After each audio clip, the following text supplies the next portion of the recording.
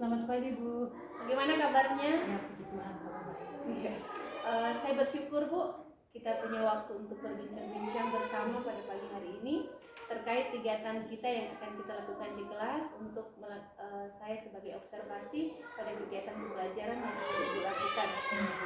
Sebelum kegiatan observasi di kelas itu ada kegiatan, jadi saya jelaskan Bu, ada 3 tahap yang akan kita lakukan dalam kegiatan coaching saat ini. Yang pertama adalah kegiatan percakapan pra-observasi di kelas yang sementara kita lakukan, dan setelah itu akan ada kegiatan observasi di kelas untuk melihat pengembangan proses belajar yang Ibu lakukan terkait pengembangan diri yang Ibu rencanakan. Kemudian tahap yang terakhir adalah percakapan setelah pasca observasi untuk merefleksikan apa yang sudah Ibu lakukan di kelas dan rencana tindak lanjut Ibu selanjutnya. Baik Bu, untuk kegiatan pra-observasi kelas saat ini saya ingin menanyakan tentang tujuan pembelajaran yang ingin Ibu capai pada kegiatan pembelajaran sebentar. Ya, terima kasih Bu. Jadi tujuan pembelajaran yang saya susun untuk dicapai pada hari ini yaitu yang pertama, dengan belajar materi ini, siswa dapat memahami tanggung jawab sebagai manusia untuk memelihara lingkungan hidupnya. Kemudian tujuan yang kedua yaitu siswa dapat menyebutkan cara-cara atau metode yang dapat dilakukan untuk mencintai dan memahami lingkungan hidup. Kemudian tujuan yang ketiga, saya ingin agar siswa dapat membuat sebuah karya dengan memanfaatkan sesuatu yang dianggap tidak berguna atau tidak bermanfaat lagi menjadi sesuatu yang menarik. Dalam hal ini disebut dengan daur ulang, tapi saya memilih daur ulang dari bahan-bahan yang tersedia di sekitar kita. Kebetulan di sekitar kita banyak buah-buah pinus, jadi saya ingin memanfaatkan buah-buah pinus yang dianggap tidak berguna itu menjadi sesuatu karya yang menarik dan bisa dimanfaatkan. Saya kira itu Bu. Oke, jadi yang saya tangkap ada 3 tujuan pembelajaran yang ingin dicapai ya Bu ya. Baik, area pengembangan yang Ibu hendak capai pada kegiatan pembelajaran nantinya seperti apa?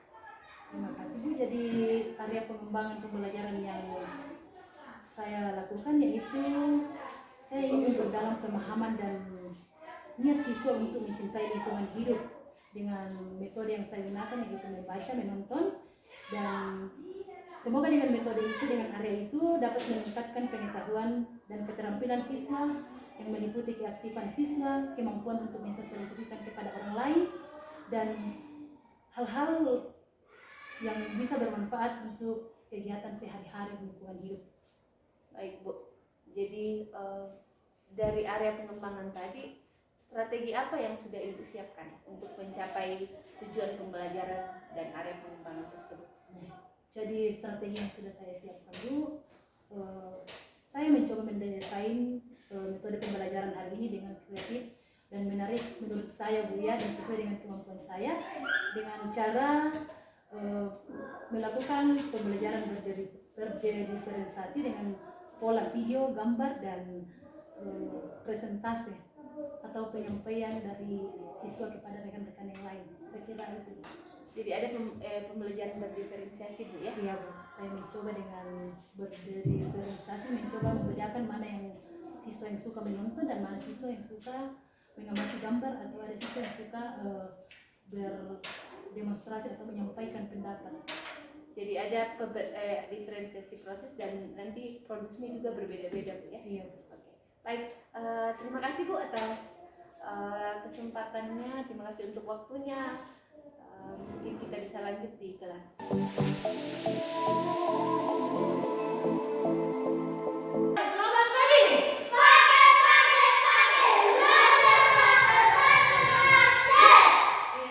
Bagaimana kabarnya hari ini? Baik.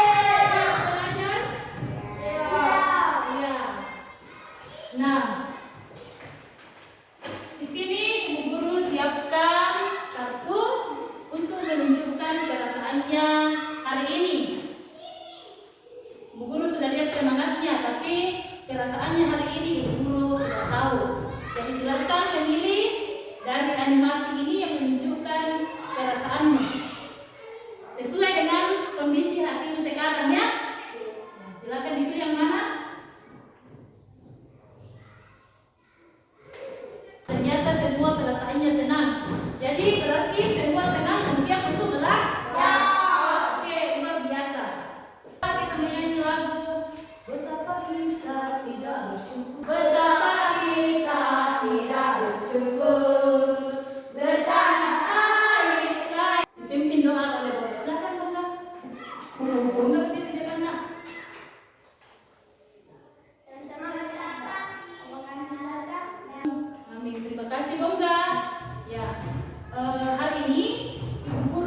semuanya dulu.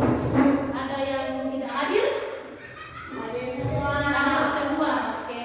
Tujuan pembelajaran kita hari ini yaitu yang pertama, dapat memahami tanggung jawab dan manfaat kita memelihara lingkungan hidup. Kemudian yang kedua, setelah kita belajar tentang pelajaran ini, kita bisa mengerti cara untuk mencintai dan memelihara lingkungan hidup. Dan yang terakhir, kita mampu membuat sebuah karya dengan memanfaatkan bahan-bahan di sekitar kita sebagai aksi kita mencintai lingkungan hidup. Sebelum kita belajar, ingat bagaimana kesepakatan kelas kita. Jorin nak, masih ingat kesepakatan kelas? Apa itu? Iya, tidak bermain saat belajar. Apa lagi? Tidak makan di dalam kelas. Iya, hebat semua, kiranya diingat ya. Hari ini kita akan masuk dalam pembelajaran selanjutnya, yaitu pelajaran 14, cintailah lingkungan hidup. Coba semua perhatikan bukunya, cintailah lingkungan hidup. Untuk kita memahami lebih lanjut pelajaran hari ini, saya akan membagi dua kelompok. Sesuai dengan gaya belajar kita yang seperti biasanya, saya ingin membagi dua kelompok. Kelompok di sini silahkan menonton video, dan kelompok di sini boleh belajar dari gambar-gambar yang ibu-guru telah siapkan bagaimana memahami lingkungan hidup. Tetapi sebelum kita belajar dengan gaya belajar seperti biasa, mari kita memahami dulu apa itu mencintai lingkungan hidup. Silakan kita membaca pada buku kita pada halaman 66. Silakan dibaca di situ. Dan saya persilakan Ibu untuk membaca paragraf 1, paragraf 2 dibaca oleh Seprianus, dan paragraf 3 dibaca oleh Joyanto. Silakan.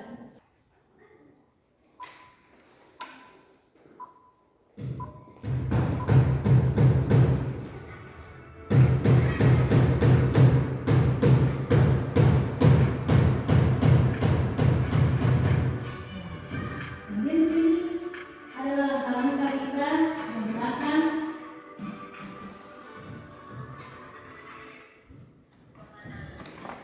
langkah-langkah bagaimana kita mencintai lingkungan hidup ya. Silakan diperhatikan gambar ini. Gambar yang pertama ini apa, gambar apa? Ibu guru minta kalian apakah mau menggambar cara melestarikan lingkungan hidup, cara mencintai lingkungan hidup, apakah menulis tentang cara mencintai lingkungan hidup berdasarkan gambar dan video yang telah kamu lihat tadi. Menurut caramu sendiri, apakah kamu mau membuat? Iya, jadi salah satu cara kita mencintai lingkungan hidup adalah menggunakan air dan listrik seperlunya. Kalau sudah tidak digunakan, ya dimatikan, ya. Itu salah satu cara kita mencintai lingkungan hidup. Cara berikutnya adalah apa?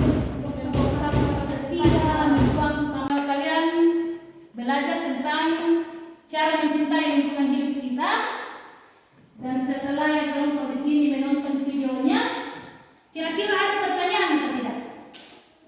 Ada pertanyaan? Jadi semua sudah bisa mempraktekkan cara mencintai lingkungan hidup? Iya. Hai. Halo. Iya, tadi setelah ada yang menonton, ada yang membaca, ada yang melihat gambar, Ibu guru minta kalian apakah mau menggambar cara melestarikan lingkungan hidup, cara mencintai lingkungan hidup, apakah menulis tentang cara mencintai lingkungan hidup berdasarkan gambar dan video yang telah kamu lihat tadi. Menurut caramu sendiri bisa? Bisa. Oh. Teman-teman, cara kita mencintai lingkungan hidup adalah satu, Kira-kira demikian pelajaran kita hari ini. Ingat untuk tetap mencintai lingkungan kita. Setelah belajar tadi, kira-kira bagaimana perasaannya? Senang. Jadi merasa senang untuk mencintai lingkungan hidup atau alam sekitar kita. Ya, saya harap anak-anak sekalian tetap menjadi orang yang mencintai lingkungan hidup. Karena kalau kita mencintai lingkungan hidup, maka kita akan senang hidup di alam sekitar kita. Dan sampai di sini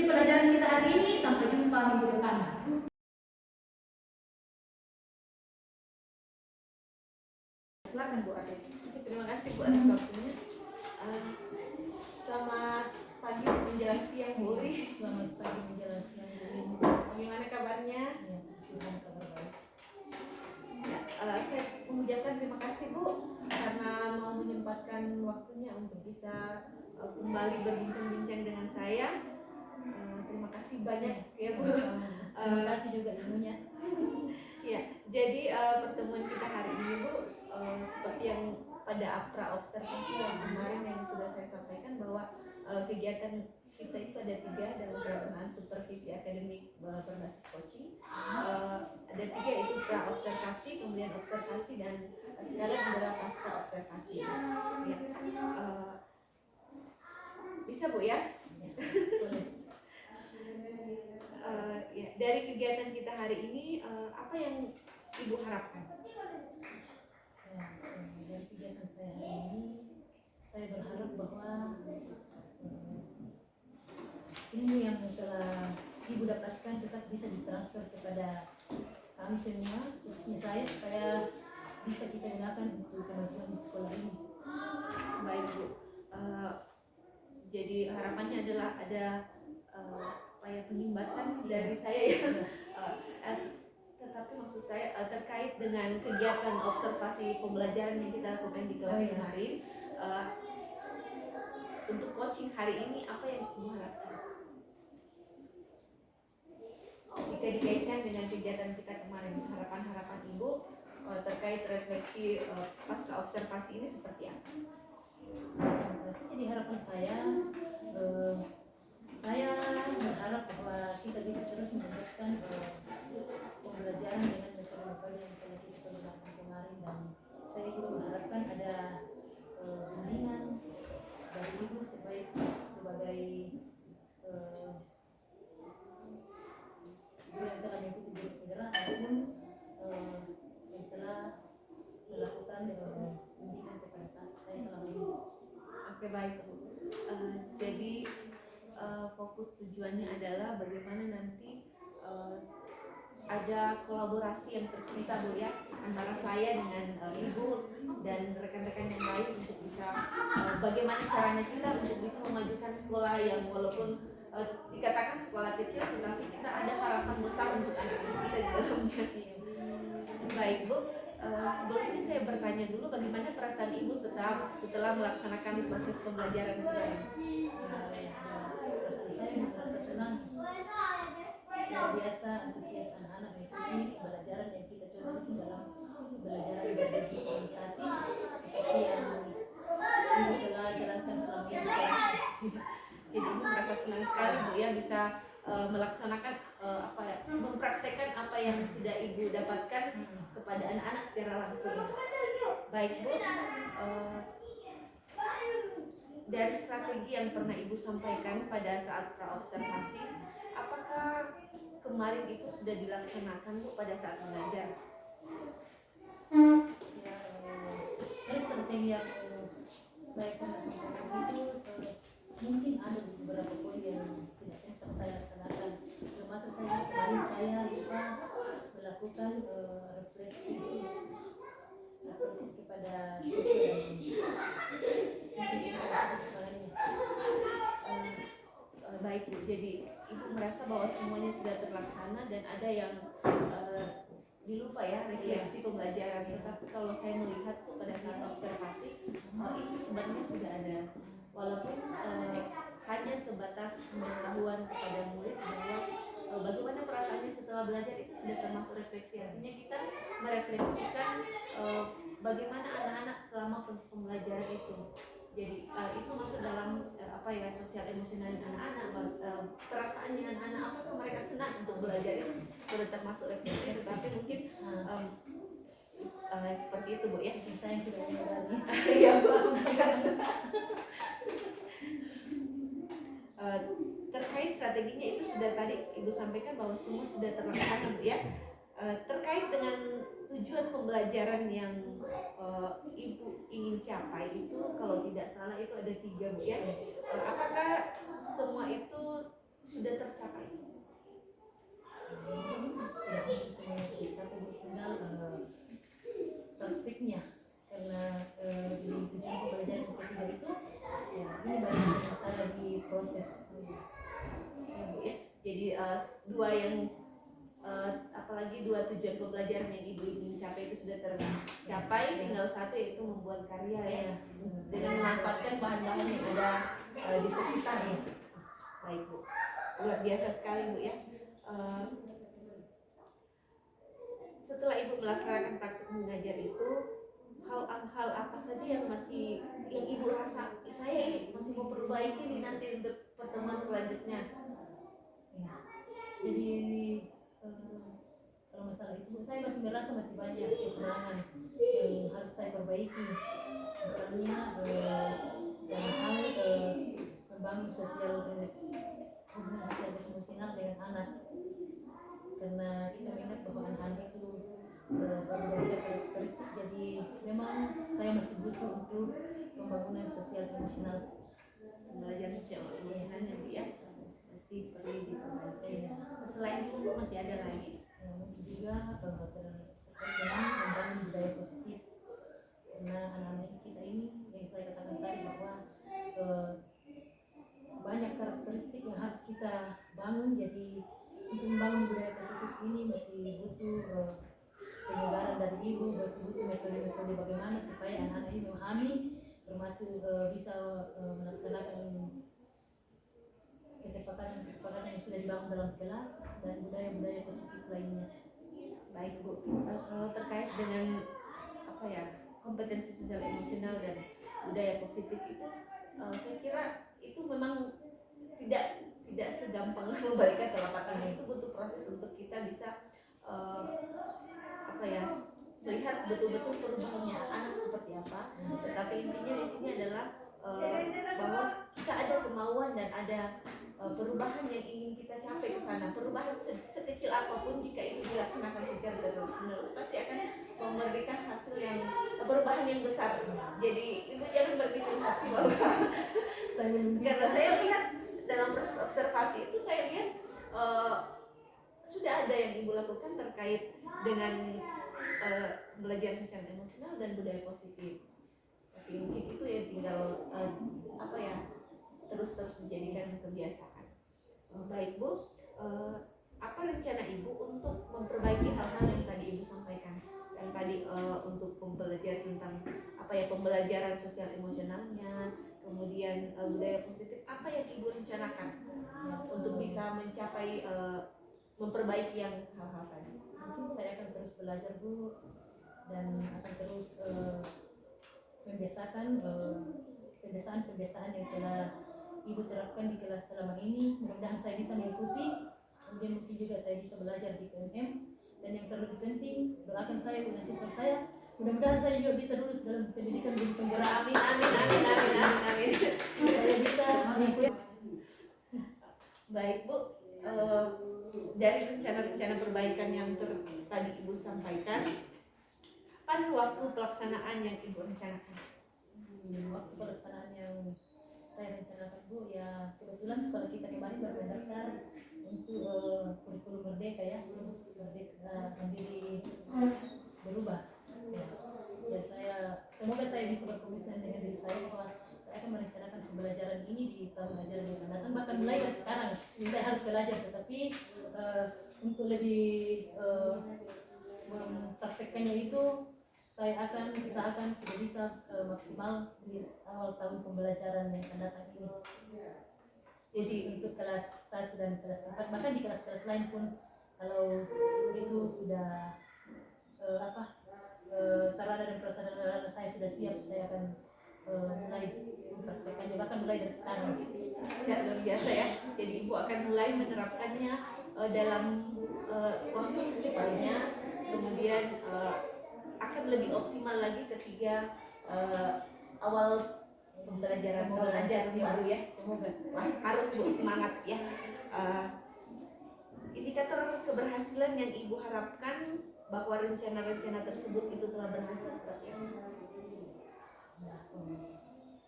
Saya harapkan bahwa indikator yang saya harapkan bahwa itu sudah berhasil ketika saya melihat anak-anak itu merasa senang belajar dengan situasi, dengan metode yang baru ini, dengan tetap memperhatikan pembelajaran berdiferensiasi, membangun hubungan sosial emosional dan membangun budaya positif. Saya kira indikator itu yang menjadi perencanaan untuk melihat keberhasilannya ke depan. Baik Bu, jadi yang menjadi indikator yang saya tangkap di sini bahwa ketika anak-anak itu merasa senang atau Tertarik. ya, senang dan tertarik dan aktif dalam pembelajaran Bu ya.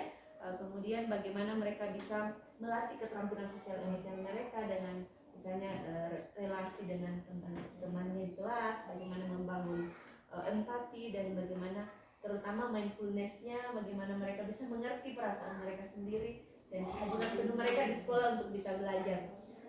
Baik Bu, luar biasa ya. Jadi selanjutnya dari rencana yang tadi Ibu rencanakan, daya dukung atau siapa-siapa saja yang ingin Ibu libatkan dalam perencanaan tersebut dan apa yang Ibu butuhkan untuk bisa mencapai apa yang Ibu rencanakan. Ya, saya kira daya dukung yang paling utama itu adalah dari rekan-rekan sejawat dan dari atasan, dan kita bersyukur bahwa atasan kita selalu mendukung kita, bahkan selalu ingin untuk memajukan kita ya. Dan pastinya juga saya selalu mengharapkan daya dukung dari rekan-rekan sekerja, bahkan dari anak-anak. Kira itu. Jadi pelibatan rekan sejawat Bu ya. Kira-kira ya baik, rekan sejawat, ada anak siswa-siswa juga, karena kalau kita ingin mengambil suatu rencana dan tidak melibatkan murid itu kadang-kadang ya tetap tidak berhasil karena semua unsur dalam sekolah itu harus terlibat dalam rencana yang kita lakukan. Terus ada unsur kepala sekolah terkait kebijakannya Bu ya, untuk bisa menerapkan itu. Baik Bu, dari pertemuan ini apakah ada yang masih mengganjal bagi Ibu? Apa ya? Ya mungkin dari pertemuan ini ya yang mengganjal dari saya, mungkin saya belum mampu menyadari diri bahwa apa kekurangan saya dalam mengajar, kemudian tindakan-tindakan lebih apa yang bisa saya lakukan supaya saya bisa mempraktekkan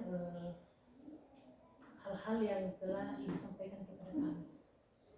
Baik Bu, jadi yang tadi Ibu sampaikan bahwa hal-hal yang mengganjal adalah evaluasi diri ya. Ya mungkin sedikit saran bahwa refleksi diri, dengan refleksi diri kita bisa memahami, ada kesadaran diri kita bahwa ini yang perlu saya perbaiki, termasuk sekarang yang kita lakukan dalam proses coaching itu seperti itu Bu. Jadi kita kembali melihat bahwa apa-apa yang sudah saya lakukan selama proses pembelajaran observasi kemarin, kemudian apa-apa yang saya perbaiki, itu tadi yang sudah Ibu sampaikan kepada saya secara tidak langsung. Ibu sudah bisa melihat bahwa oh ini yang perlu saya kembangkan, ini yang ingin saya lakukan selanjutnya. Jadi mungkin sedikit berbagi tentang coaching ini Bu ya.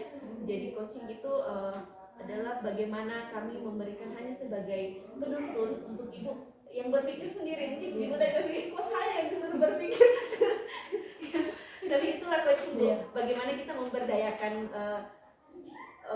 bukan cuma guru, murid atau orang untuk bisa mencari solusi dari masalah yang mereka hadapi sendiri, karena yang dipercaya dari proses coaching adalah bahwa semua orang punya potensi, semua orang mampu menyelesaikan masalahnya sendiri. Dan seperti itulah yang tadi Ibu sudah lakukan, bahwa oh saya akan melakukan ini untuk nantinya perbaikan saya ke depannya. Luar biasa sekali Bu Uri ya. Baik Bu, selanjutnya kita akan masuk dalam lembar pengembangan diri ya. Dari perencanaan tindak lanjut tadi, aktivitas pengembangan apa yang Ibu fokuskan? Kan tadi Ibu ingin rencana tindak lanjutnya belajar dari mencari referensi baik dari CGP, dari media sosial, dan belajar dari PMM. Aktivitas pengembangan fokusnya itu, aktivitas pengembangannya seperti apa? Maksudnya apa yang ingin Ibu kembangkan di situ? Ya, yang saya ingin kembangkan Bu ya, mungkin berupa prakteknya kepada anak-anak. Intinya yang ingin saya perbaiki dulu adalah hubungan sosial emosional dengan anak-anak. Nah, ini yang masih Seperti kompetensi sosial emosional ya. Ibu ingin mencari referensi dan belajar lebih lagi tentang kompetensi sosial emosional.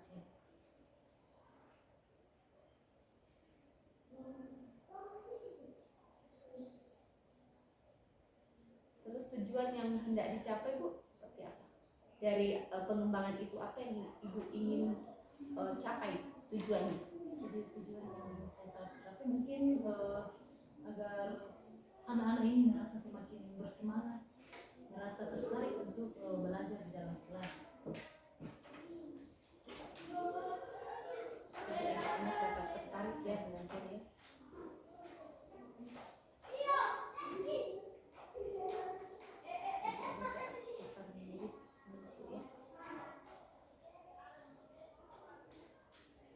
Terus ukuran keberhasilannya Bu seperti apa? Ya, saya menganggap itu berhasil jika anak-anak sudah merasa tertarik tadi, sudah merasa betah tinggal di dalam kelas untuk belajar, sudah merasa selalu ingin tahu dengan cara bertanya dan mengerjakan tugas-tugas yang diberikan. Saya kira itu. Terus daya dukung atau pendukung supaya tujuan yang hendak dicapai itu berhasil seperti apa? Siapa-siapa yang Ibu libatkan atau apa yang Ibu butuhkan? Daya dukung seperti apa yang Ibu butuhkan untuk bisa mencapai tujuan tersebut? Ya, daya dukung mungkin yang dibutuhkan ya itu tadi kerjasama dari rekan sejawat, karena apalah gunanya kita melakukan sendiri tetapi itu tidak berkelanjutan. Misalnya saya kan dulu mata pelajaran, misalnya saya mengajar di kelas 4, tetapi jika itu tidak didukung lagi oleh guru yang masuk setelah saya, ya saya kira itu akan dilupa lagi oleh siswa-siswi. Kolaborasi Bu ya? Ya. Selain kolaborasi ada lagi Daya dukung yang saya butuhkan Bukan, ya? mungkin media-media, apakah media, masih ada lagi atau itu saja? terlintas pikiran hanya sebatas itu. Baik. Jadi ada kolaborasi dari Ya. media-media yang bisa membantu ya. Ya. Oke, baik Bu. Waktu siapa yang akan Ibu libatkan? Waktu Maksudnya siapa-siapa yang Ibu ingin libatkan? ya orang yang ingin saya libatkan ya pastinya Bu, rekan sejawat, siswa-siswi, atasan, Kemudian orang untuk tua siswa orang juga, tua daya siswa. dukung dari orang tua, Baik. karena itu sangat mempengaruhi. Karena itu termasuk dalam apa ya, orang tua itu masih ya, termasuk dalam ekosistem sekolah kita, jadi dia masih bagian dari sekolah kita. Untuk bisa melakukan pengembangan di sekolah itu harus tetap melibatkan orang tua. Waktu pelaksanaannya yang Ibu rencanakan untuk melaksanakan aktivitas pengembangan diri ini kapan? Untuk pengembangan diri untuk saya atau Ya untuk Ibu. kalau saya maunya Bu ya harus mulai dari sekarang, kan kalau kita mau berubah itu harus mulai dari sekarang. Mulai dari Jangan menunggu sampai Betul sekali, luar biasa. jangan nanti iya. Ya, nanti mulai dari sekarang Bu ya. Dan semoga semangat Ibu ini dan komitmennya bisa terlaksana dan terus ada semangat seperti yang Ibu tampilkan saat ini. Dan mungkin baik Bu, sudah cukup sampai di sini. Dan pertanyaan terakhir, tadi kan Ibu sudah di coaching oleh saya terkait praktik mengajar. Apa yang Ibu rasakan sekarang? Ya, yang saya rasakan Bu ya saya merasa lega.